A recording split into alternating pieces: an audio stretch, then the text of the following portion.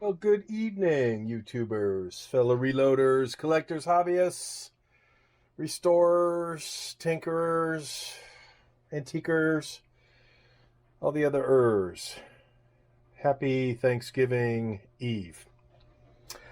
This is going to be a shorty. I've never tried YouTube Shorts, and I'm probably not going to do that tonight. But this is a short video as far as what I would usually do. And this video is going to be about this long dowel. I think this is 4 feet.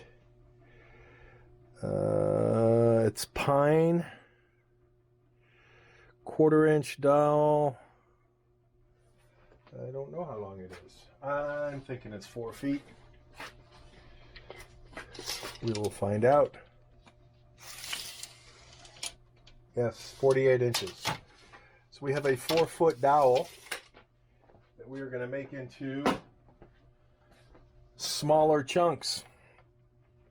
And you may think, what has this got to do with reloading? So I don't know that I would call it a reloading video as much as I would a tool video for the reloading bench. And for those of you who've been around my channel for a while, you know I like to save wooden sticks, popsicle sticks, tongue depressors, for my cottony swabs. I usually, after I toast them, I cut them and then I use them for little pokies and whatnot.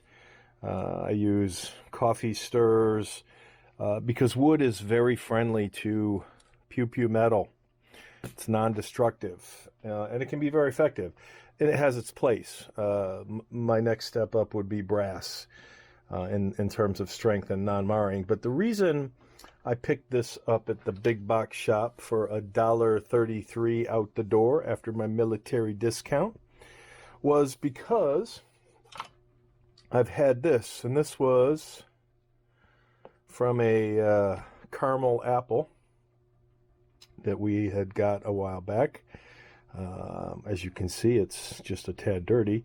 But what I like to do with these types of pieces of wood, and this is why I bought this, because I'm going to turn this into a bunch of these. And what I do with this is, let's say I'm cleaning something and I'm trying to get in a crevice. Won't be able to do a good example, but you know, the best examples on a 1911 right around the safety where the oil always gets. And it's nice to be able to put, you know, a sharp object, and obviously you can see that little bit of cleaning, a sharp object against a piece of metal without worrying about the sharp object marring or damaging the metal. And when this dulls from whatever I'm doing, pushing rag, too much pressure, whatever, I bust out the pencil sharpener and I just go zzzz, and I have a new point. So tonight's video is I'm gonna cut this up off camera on my bandsaw. I'll probably make a bunch of them that are yay big, which is roughly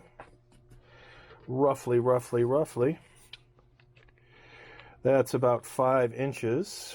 So I will probably, let's see, if I have a 6-inch, if I go 7, if I do 8 inches, that makes 6 of them. If I do 6 inches, that makes 8 of them. And doing 6 inches and sharpening, I think that's what we'll do. We will do a bunch of 6-inchers, and I will be back with a handful of chopped up dowels so that we can then sharpen them, and then we have a bunch of these newer versions of these on the workbench. Nothing fancy. Love the bandsaw. It comes in so handy, so handy. I guess it so this is the color of lime green, I guess, of the wood. So I would love, I'm thinking we might be a little full. Ooh, yeah, let me empty that. Let's try that again now that we are empty. We are a pencil using household.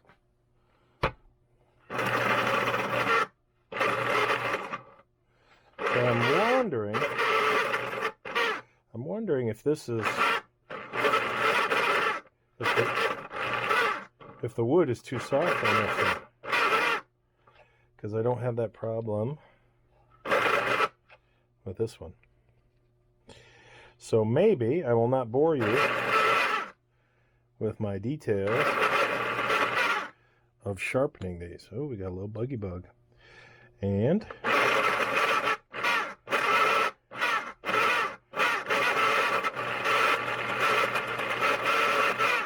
or my pencil sharpener. Maybe a pencil's wood is a lot softer.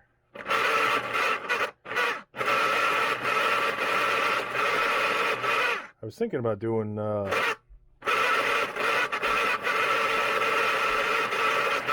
oak with this,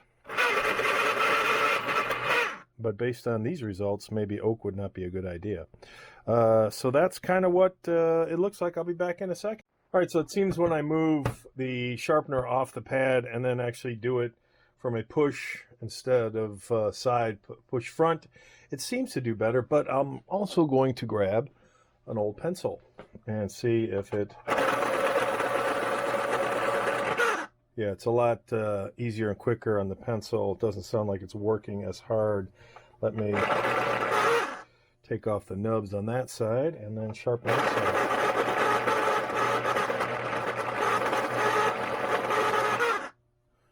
Does much better when I'm pushing that way. All right, so okay, we now have 1, 2, 3, 4, 5, 6, 7, 8 of these that are longer than my original. I probably don't have enough space on the bench for all of them, so I'll put some in what I call my storage bins for later usage, and I'll probably throw a few out on the bench and sharpen the rest of the pencils on the bench as well. So quick and easy, crafty. I find these things incredibly useful for cleaning, getting in places, especially for you know, putting a cloth with some solvent and then cleaning something out, or even, you know, some something that's too oily. Just getting, you know, the rag and creating that point and then getting in that tight spot. So non-marring, super cheap and decent. Later. Happy Thanksgiving.